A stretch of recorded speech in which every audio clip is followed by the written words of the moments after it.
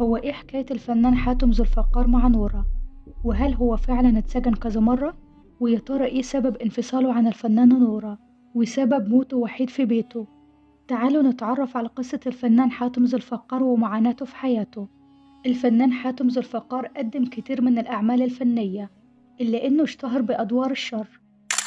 ولد حاتم ذو الفقار عام 1952 بقرية ساحل الجوابر بمركز الشهداء التابع لمحافظة المنوفية، وعاش مع أسرته بمنطقة العباسية بالقاهرة، وهو الشقيق الأوسط بين الأخ الأكبر المهندس ماهر راضي والشقيقة الصغرى الدكتورة أنوار. دخل حاتم الكلية الحربية، لكنه حب التمثيل وساب كليته بعد ما قضى فيها سنتين علشان يدخل معهد التمثيل.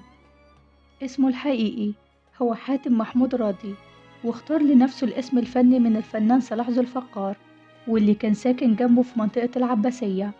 قدم حاتم أكتر من 89 عمل فني ما بين السينما والمسرح والدراما والسهرات التلفزيونية. اشتهر بأدوار الشر والنصب والاحتيال والعاشق المخادع على الشاشة. اتجوز حاتم 3 مرات. جوازته الأولى كانت من كريمة بنت الصحفي الكبير إبراهيم الورداني، وجوازته التانية كانت من الفنانة نورة شقيقة الفنانة بوسي. أما جوازته التالتة فكانت فتاة من خارج الوسط الفني، وللأسف ولا جوازة منهم استمرت. لما ارتبط حاتم ذو الفقار بنورة واجهته صعوبات كتير، علشان والده ما كانش موافق على الجوازة، لأنه كان عاوز يجوزه واحدة من قرايبه. لكن حاتم أصر على جوازه من نورة لأنه كان بيحبها جدا. وبعد الجواز بأيام اكتشفت نورة إن حاتم مدمن للمخدرات، وقررت إنها تنفصل عنه فورا. في فترة التمانينات كان حاتم ذو الفقار حديث الوسط الفني، لأنه كان مدمن للمخدرات بجميع أنواعها، وتم القبض عليه مرتين. المرة الأولى بتهمة التعاطي، والمرة التانية بتهمة حوزته للمخدرات. وألقت الشرطة القبض عليه في شقة صديقه في العباسية في 15 نوفمبر عام 1987، وتم ضبط كميات كبيرة من الهيروين وبعض أنواع المخدرات. تمت إحالته للمحكمة، واتحكم عليه بالسجن لمدة 2 سنين وغرامة 500 جنيه، وتم حبس صديقه 5 سنين بتهمة إدارة مسكنه كوقر لتعاطي المخدرات. حاتم قضى مدته وخرج، لكن للأسف ما تعلمش من اللي حصل. تم ضبطه مرة تانية في مايو عام 1994، وكان معاه كمية هيروين ومبلغ بسيط، لكن قضت المحكمة ببراءته. بعدها تم ضبطه للمرة الثالثة في فبراير عام 1995، لما كان قاعد مع صاحبه تاجر المخدرات اللي اتعرف عليه في السجن، وقضت المحكمة ببراءته من تهمة التعاطي.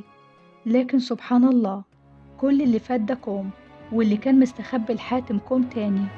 اتعرض حاتم في الفترة الأخيرة من حياته لأزمة صحية، وخصوصا بعد إصابته في حادث سيارة، وترتب على الحادث ده تغيير لمفصل أحد ساقيه، والموضوع ده أثر عليه في الحركة، واضطر حاتم إنه يبعد عن الأضواء.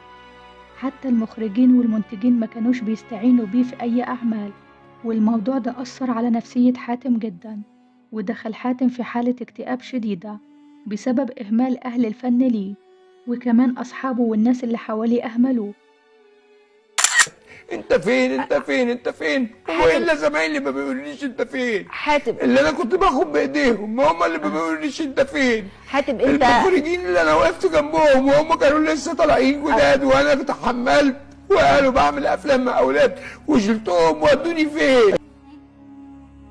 عاش حاتم وحيد في بيته بالقاهرة بالرغم من زواجه 3 مرات، وقبل وفاته بأيام أصيب حاتم بأزمة قلبية، وما كانش في حد معاه في البيت علشان ينقذه. حاول إخواته الاتصال بيه وما كانش بيرد عليهم. راحوا البيت بسرعة علشان يطمنوا عليه، لكنهم اكتشفوا إنه ميت بقاله 3 أيام، وكانت نهايته مأساوية. عاش وحيد ومات وحيد.